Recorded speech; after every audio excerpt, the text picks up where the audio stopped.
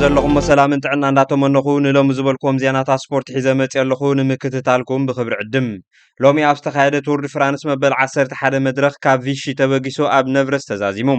እዚ ጎላጉል ዝበዝሖ መበል 11 መድረኽ 161.3 ኪሎ ሜትር ሸፈነ ኣብ ሰዓት ድማ 50.9 ኪሎ ሜትር እንዳሸፈኑ ኣብ ዝተጓዓዝሉ እዛ ናይ ሎሚ ኣብ ታሪኽ ብዝቐልጠፈ መድረኽ ተባሂላ ኣብ ታሪኽ ተመዝጊባላ ካብ ማእኸል ቮላታ ኣብ ዝተኻየደ ዓብ ለውጢ ኣይተራእየን ካብ ዓባይ ጉጅለ 5 ተቀዳደምቲ ሃዲሞም ነቲ ካብ 25 ክሳብ 12 ዝተዘርግሐ ነጥቢ ተወሲዶምን ቀዳማይ ማቲያስ ካልኣይ ኔልሰን ሳልሳይ ድማ ጁልያን ምስታ ድሒራ ቮላታ ዘካየደት ጉጅለ ዝነበሩ ድማ ቢንያም ታሻዓይ ተርታ ብምሓዝ 7 ነጥቢ ኣኪቡ ውድድሩ ቀፂሉ ነቲ ዝነበረ ሙቐት ተፃዊሮም ን161.3 ኪሎ ሜትር ሸፊኖም ድማ ንቮላታ ብጥርኑፍ ተጓዒዞም ግዜ ቮላታ ኣኺሉ መበል 11 መድረኽ ዙር ፈረንሳ 2026 ብዓወት ሶረን ካብ ክለብ ዩኒዮ ኤክስ ሞቢሊቲ ተዛዚሙ ኣብቲ ሓያል ህልኽ ናይ ቮላታ ብዝተገብረ ቅፅበታዊ ውድድር ንመወዳድርቱ ብምስዓር ቀዳማይ ብምዃን ተዓዊቱ ኤርትራዊ ተቀዳዳማይ ካብ ክለብ ኤንሲኤን ሳይክሊን ቢንያም ግርማይ ድማ ሻድሻይ ተርታ ሒዙ ውድድሩ ዛዚሙ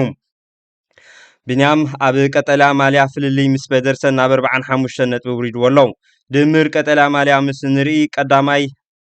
ሜድስ በድርሰን ብ317 ነጥቢ ካልኣይ ድማ ቢንያም ግርማይ ብ272 ነጥቢ ሳልሳይ ድማ 255 ነጥቢ ኣኪቡ ፊሊፕሰን ብምዃን ካብ ቀዳማይ ክሳብ ሳልሳይ ተርታ ተሰሪዖም ኣለዉ እዚ ናይ ሎሚ ምሸት ኣብ መንጎ ኣርጀንቲናን ኢንግላንድን ኣመልኪቱ ኢብራሂሞቪች ኣብ ዝሃቦ መግለፂ ቅድሚ ሕጂ ፈጣሪ እዮም ሪኦም ነይሮም ሎሚ ድማ ፀጋመይቲ እግሪ ፈጣሪ ክዕዘቡ እዮም ክብል ብመንገዲ ፎክስ ገሊጹ እዚ ካብ ዘረባን ርእቶን ምሃብ ዓዲ ዘይውዕል ዛላታን ሎሚ ምሸት ኣብ ዝካየድ ንፍጻመ መን ሓለፈት ኣብ መንጎ ኢንግላንድን ኣርጀንቲናን ባጉ ሓያሎ ማዕከናት ዜና ዓለም በብናተን ይትንትን ኣለዋ ኣርጀንቲና ክብሪ ዓቂባ ንኻልኣይ ግዜ መዛዘሚ ክትረግጽ በዓልቲ 4 ኮኸብ ንምዃን ምስ ጀርመንን ኢጣልያን ክትስራዕ እንግሊዝ ድማ ጽምኢ ናይ 3 ዓመት ንምርዋይ ዝካየድ ሓያል ጥምጥም ክካየድ ትጽቢት ኣሎ እስጳኛ ንፈረንሳ ኣዋሪዳ ትጽበ ዘላ ጋንታ እያ መንቲ ገጥማ ሎሚ ምሸት ክትፈልጥ እያ